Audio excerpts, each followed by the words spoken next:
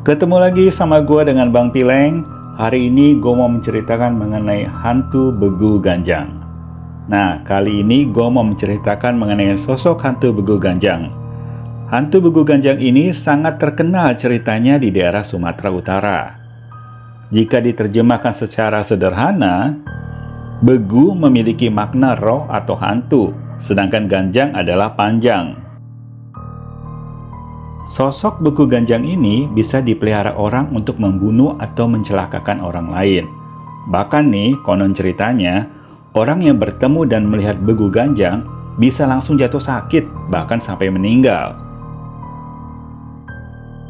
Menurut kabar yang beredar atau legenda zaman dulu, begu ganjang itu memang sengaja dipelihara orang. Tapi makhluk ini digunakan sebagai penjaga perkebunan dari aksi tangan-tangan jahil orang yang mau mencuri. Nggak tahu gimana ceritanya nih, sampai akhirnya sosok begu ganjang ini bisa dipelihara untuk mencelakakan atau membunuh orang lain. Dari mana asal begu ganjang? Nah, isu yang beredar konon, begu ganjang itu berasal dari arwah bayi yang meninggal. Sebelum 7 hari, mayat bayi itu biasanya dicuri oleh orang yang memiliki ilmu yang tinggi, yang kemudian membentuknya menjadi sosok begu ganjang. Bentuk atau sosok begu ganjang itu digambarkan sebagai sosok hantu yang sangat mengerikan, memiliki tubuh yang tinggi besar, mata merah besar, tangannya juga panjang, dan rambutnya juga panjang. Bahkan, konon bisa merubah bentuk tubuhnya menjadi semakin tinggi dan besar.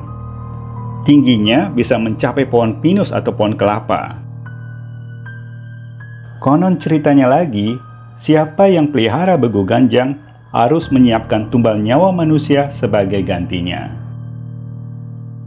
Nah, sekarang gue mau ceritain nih, ada satu cerita legenda yang sudah turun-temurun diceritakan mengenai hantu sosok begu ganjang ini. Jadi, ada ceritanya seorang wisatawan lokal yang berkunjung ke Sumatera Utara. Saat itu, dia memasuki perkebunan jeruk milik warga setempat tanpa izin. Dan, wisatawan itu mengambil dan memakan jeruk dari kebun itu. Setelah pulang dari perkebunan, dia langsung jatuh sakit. Keluarganya sudah membawanya berobat ke rumah sakit, tapi tidak bisa sembuh juga. Atas usul dari sanak saudara, akhirnya dibawalah ke paranormal yang tidak jauh dari rumah kediaman tersebut. Paranormal itu mengatakan bahwa sakitnya dikarenakan perbuatan begu ganjang akibat memakan buah jeruk tanpa izin dari pemilik kebun. Saran dari paranormal, wisatawan itu diminta menemui pemilik kebun itu untuk meminta maaf serta mengakui perbuatannya yang salah. Setelah bertemu pemilik kebun dan meminta maaf, maka dilakukan ritual sebagai bentuk permohonan maaf. Tapi sayangnya, begu ganjang penunggu kebun jeruk itu tidak mau memaafkan. Hingga akhirnya sakitlah wisatawan itu bertambah parah dan akhirnya meninggal dunia. Itu tadi adalah cerita yang sudah lama diceritakan banyak orang. Nah, sekarang gue mau cerita nih. Ini adalah pengalaman seorang yang bernama Rian saat dirinya mengalami kecelakaan yang diduga akibat begu ganjang. Rian adalah seorang manajer di sebuah perusahaan swasta di daerah Jakarta. Rian memiliki karakter yang tegas dan disiplin dalam pekerjaannya. Bahkan dia tidak segan-segan memecat stafnya kalau dilihat tidak benar dalam bekerja. Pagi itu, Rian memanggil Jos, yaitu seorang staf bagian pajak dan masih di bawah departemen pimpinan Rian di kantor itu. Jos, ini tanggal berapa? Pajak kamu belum lapor ya, udah tanggal segini. Gimana saya mau lapor, Pak? Anak cabang aja belum dikirim ke saya. Bantah Jos dengan wajah yang kurang senang. Kamu tuh mikir dong, otakmu tuh dipakai. Kan bisa di-scan dulu, dikirim pakai email. Nggak usah nunggu hard copy-nya. Nggak usah nunggu hard copy-nya datang. Kerja tuh yang simpel. Pak Rian, Bapak kok kalau ngomong selalu suruh saya pakai otak? Saya kerja juga pakai otak, Pak Rian. Jangan ngomong kayak gitu, Pak. Mutang-mutang Bapak manajer. Jos, dengar ya. Saya ngomong begitu, itu wajar. Berapa kali saya lihat kamu nonton film di komputer saat jam kerja? Semua laporan yang kamu buat selalu terlambat. Itu karena otak kamu cuma film aja pada saat jam kerja. Kalau kamu nggak suka saya ngomong begini, silakan kamu keluar. Buat surat pengunduran diri kamu sekarang. Saya tunggu. Oke pak, nggak jadi masalah pak. Tapi ingat pak, tunggu pembalasan saya. Saya pasti akan balas sakit hati saya, kata Josh dengan muka merah dan berjalan meninggalkan ruangan Pak Ryan. Hari itu suasana di kantor, khususnya di departemen yang dipimpin Pak Ryan, sedikit berbeda. Rasa tidak nyaman terlihat dari karyawan lainnya saat mendengar pertengkaran antara Pak Ryan dengan Josh. Esok paginya sekitar jam 8, Ryan sudah berada di ruangan. Baru saja Ryan mau menyalakan laptop, di depan pintu sudah berdiri Mul, asisten manajernya Ryan. Iya, ada apa Mul? Tanya Ryan sedikit keheranan. Ini pak, kemarin kan saya pulang malam. Si Josh ngasih surat pengunduran diri, kata Mul sambil menyerahkan selembar kertas ke Ryan. Oh, bagus dong. Kamu tahu kan kemarin saya marah sama dia? Tahu lah pak, kan kedengeran sampai di luar. Maksud saya, kamu tahu nggak masalahnya apa yang bikin saya sampai marah? Tanya Ryan sambil mempersilahkan Mul duduk. Semalam, si Josh mah udah cerita pak ke saya. Intinya, dia tuh nggak merasa bersalah pak. Udahlah pak, biarin aja. Walaupun dia keluar dari sini, itu malah lebih bagus pak. Semua anak di sini udah tahu si Josh itu kerjanya main-main. Lebih banyak nonton film daripada kerjanya. Egoisnya itu loh pak, kebangetan banget, nggak pernah mau disalahin walaupun dia salah. Jawab Mul dengan yakin seyakin-yakinnya. Oke, kalau kamu udah tahu masalahnya, saya udah tenang kalau gitu. Ya, jadi saya nggak mau ada isu-isu yang mengatakan bahwa saya marah tanpa sebab. Saya bakal tanda tangan nih surat dia. Nanti kamu kasih HRD ya, minta juga sama HRD cari karyawan baru. Ingat, kapanpun saya bisa pecat orang kalau saya tidak suka. Apalagi sikap dia udah lama saya tahan-tahan. Sekarang si Josh masuk nggak? Tanya Ryan dengan nada suara agak sinis. Nggak mau masuk lagi pak katanya. Semalam dia ngomongnya begitu sama saya. Mul, itu adalah contoh orang yang tidak pernah bertanggung jawab. Apalagi soal pekerjaan. Baru dimarahi aja karena dia salah. Sekarang dia keluar nggak pakai permisi. Oh iya pak, ada yang saya mau ngomongin nih pak, tapi bapak nggak usah marah ya. Dibuat tenang aja dulu pak, kata Mul sambil terbata-bata. Ngomong aja Mul, ada apa? Semalam si Josh bilang, dia bakal bikin bapak susah. Dia katanya mau nyantet bapak. Aduh, zaman sekarang masih pakai santet. Saya juga punya uang, Mul. Saya bisa melakukan apa yang saya mau. Jawab Ryan dengan nada yang lebih sinis. Saya rasa itu karena si Josh lagi marah aja kali, Pak. Jadi, apa aja tuh keluar dari mulutnya. Dia kan egoisnya tinggi banget, Pak, kata Mul. 1 jam lamanya mereka bicara di ruangan itu. Sampai akhirnya Mul keluar dari ruangan Pak Ryan sambil membawa surat pengunduran diri Josh yang sudah ditandatangani oleh Pak Ryan. 3 hari sejak pengunduran diri Josh dari kantor, terpaksa nih Pak Ryan harus pulang malam karena mengerjakan pekerjaan yang tidak diselesaikan stafnya. Jam di dinding kantor telah menunjukkan pukul 10 malam. Semua karyawan tuh sudah tidak ada. Tapi masih ada satu office boy di lantai 1 yang memang tinggal dan tidur di kantor itu. Ryan yang berada di lantai 3 yang tadinya sedang fokus menatap layar laptopnya, tiba-tiba melihat ke seluruh isi ruangan kerjanya. Dia sepertinya mencium bau sesuatu. Kayak ada yang kebakar. Kayak bau kulit. Iya, kayak bau kulit kebakar. Ryan ngebatin di hatinya. Dia langsung melihat ke arah laptop dan stop kontak listrik. Semua terlihat aman. Hidungnya yang masih mencium bau kulit terbakar, tiba-tiba dari sudut matanya dia melihat bayangan tinggi besar berada di sampingnya. Rian terdiam sejenak. Matanya tetap melirik ke bayangan itu. Dilihatnya perlahan-lahan, bayangan itu mulai meninggi. Makin lama semakin tinggi. Belum juga sempat menoleh melihat bayangan itu, tiba-tiba dia merasa ada kaki yang menendang badannya dari belakang. Dan saat itu juga Rian langsung jatuh tersungkur ke depan. Dengan gerak refleks nih, Rian berdiri mencari bayangan dan orang yang menendangnya tadi. Tapi ternyata tidak ada siapa-siapa di lantai 3. Saat itu juga Rian langsung merapikan laptopnya dan segera turun ke lantai 1 menuju ke tempat parkiran motor. Malam sekitar jam setengah 12, Rian sudah sampai di rumah. Kebetulan malam itu Om Adi datang dari Bali. Om Adi datang ke Jakarta untuk menemui teman semasa sekolahnya dulu. Saat Rian baru sampai di teras rumah, Om Adi yang tadinya dari dalam ruangan tiba-tiba berlarian kecil menghampiri Rian. Dan tepat berjarak 2 meter dari Rian, Om Adi mencegah Rian untuk masuk.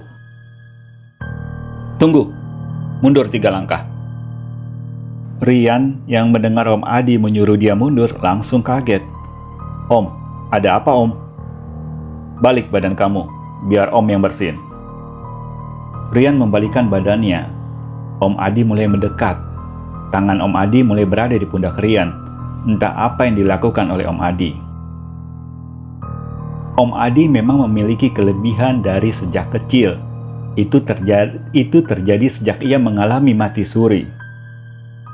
Ia dapat mengobati orang yang kerasukan setan, bahkan mengembalikan santet yang pernah menyerang kakaknya dulu. Om Adi juga pernah memperdalam ilmu kebatinan sewaktu dia masih muda. Setelah Rian dibersihkan dan diberi air putih yang telah didoakan, mereka pun masuk ke dalaman ruangan tengah.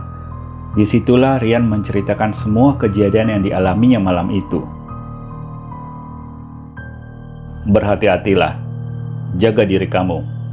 Ada yang tidak suka sama kamu. Itu mungkin karena dia sakit hati sama kamu." "Siapa orangnya, Om?"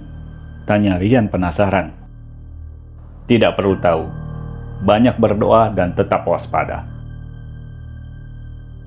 "Kalau bayangan yang saya lihat di kantor semakin lama semakin tinggi, itu makhluk apa ya, Om?" Om Adi terdiam sejenak. Dia mengambil sebatang rokok, lalu dinyalakannya dengan korek api yang berada di tangan kirinya. "Begu ganjang." "Begu ganjang?" tanya Rian keheranan. "Iya, begu ganjang itu adalah makhluk astral yang bisa merubah bentuknya menjadi tinggi, bahkan bisa setinggi pohon kelapa. Begu ganjang juga bisa mencelakai orang, bahkan bisa membuat orang mati karena ulahnya. Makhluk itu disuruh sama pemiliknya yang memelihara begu ganjang untuk membuat orang celaka." "Terus, saya harus gimana, Om?" "Pakai gelang ini dan jangan dilepas." Om Adi melepaskan gelang yang ada di tangannya dan diberikannya ke Rian. Gelang itu berbentuk bulat terbuat dari batu yang berwarna hitam. Malam itu Om Adi berjaga dan tidak tidur, sedangkan Rian tidur di lantai tanpa alas apapun. Itu dilakukan atas perintah Om Adi. Esok paginya, Rian sudah berada di kantor dengan tas ransel yang cukup besar di pundaknya. Hari ini, dia dan Emul harus melakukan audit kinerja stafnya di cabang. Dan mereka berencana berangkat jam 9 malam dari kantor. Tak terasa waktu telah menunjukkan pukul 9 malam. Rian dan Emul sudah berada di parkiran mobil. "Mul, kamu yang bawa mobil ya? Badan saya sakit nih, sakit semua." "Siapa?" jawab Mul dengan semangat. Rian tidak menceritakan apa yang terjadi di kantor kemarin malam. Dia juga tidak menceritakan apa yang dikatakan Om Adi mengenai begu ganjang ke Mul. Saat sudah berada di mobil, tiba-tiba Rian merasa ada sesuatu yang melihat dari samping mobil dan perasaannya mulai tidak enak. "Mul, Apa kita batalin aja ya ke cabang? Kata Rian dengan suara yang sedikit gemetaran. Lah, gimana Pak? Udah tanggung ini Pak. Udah lanjut aja Pak, lagian saya ini yang bawa mobil kok. Kata Mul mulai memajukan mobilnya perlahan-lahan. Rian hanya terdiam. Tangan kirinya memegang gelang yang berada di tangan kanannya. Gelang hitam yang semalam dikasih Om Adi. Sekarang posisi mobil mereka tuh sudah berada di tol dalam kota. Rian melihat Mul tampak semangat mengendarai mobil dengan kecepatan yang wajar. Perlahan-lahan mata Rian mulai mengantuk. Saat matanya masih terbuka sedikit, dia melihat di tengah jalan tol dengan jarak kurang lebih 20 meter. Dia melihat ada sosok seperti manusia dengan rambut yang panjang, tangannya panjang dan matanya merah menatap mobil mereka. Perlahan-lahan makhluk itu mulai meninggi, tinggi, dan semakin tinggi. Ternyata Emul pun melihat makhluk itu. Pak, apa nih itu Pak?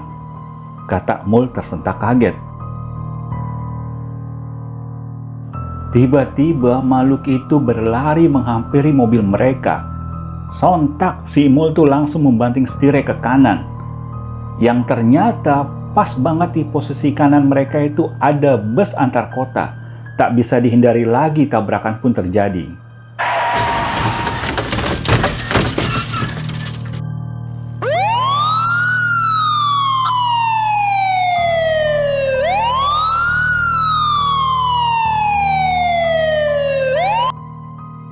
Rian selamat dari kecelakaan malam itu. Dia tersentak kaget karena tubuhnya sudah berada di atas ranjang rumah sakit. Rian hanya mengalami luka ringan dan ada goresan di wajah akibat pecahan kaca. Dan setelah diobati dokter, Rian diperbolehkan pulang malam itu juga. Sedangkan Emul meninggal di lokasi kejadian. Mendengar Emul telah meninggal, malam itu juga sekitar jam 3 malam, Rian ditemani dua temannya dari kantor mendatangi kamar jenazah di mana Emul ditempatkan di sana. Di kamar mayat, di sana mereka menangis di depan jenazah Emul. Mereka seakan-akan tidak percaya begitu cepatnya Emul pergi meninggalkan mereka. Di saat kedua temannya masih menangis, tiba-tiba mata Rian tertuju ke sudut kamar jenazah. Perlahan-lahan, dia memperjelas apa yang dilihatnya. Dan ternyata, di sudut kamar mayat itu dia melihat makhluk yang berada di tengah jalan tol tadi. Dengan rambut panjang, tangan panjang, dan mata merah melotot ke arah Rian. Saat itu juga, Rian mengajak kedua temannya untuk segera keluar dan meninggalkan rumah sakit itu. Dari peristiwa itu, Rian masih berpikir sampai sekarang. Apakah Begu Ganjang yang mencelakakan mereka berdua dan mengakibatkan Emul meninggal atas suruhan Jos untuk membalas dendam? Sampai sekarang pun, Rian tidak mendapatkan jawabannya. Itulah pengalaman Rian untuk pertama kalinya dia harus berhadapan dengan hantu Begu Ganjang, dan peristiwa itu tidak akan pernah dilupakan dalam hidupnya. Sampai di sini cerita gua, sampai ketemu lagi di video gua selanjutnya. Salam dari Bang Pileng.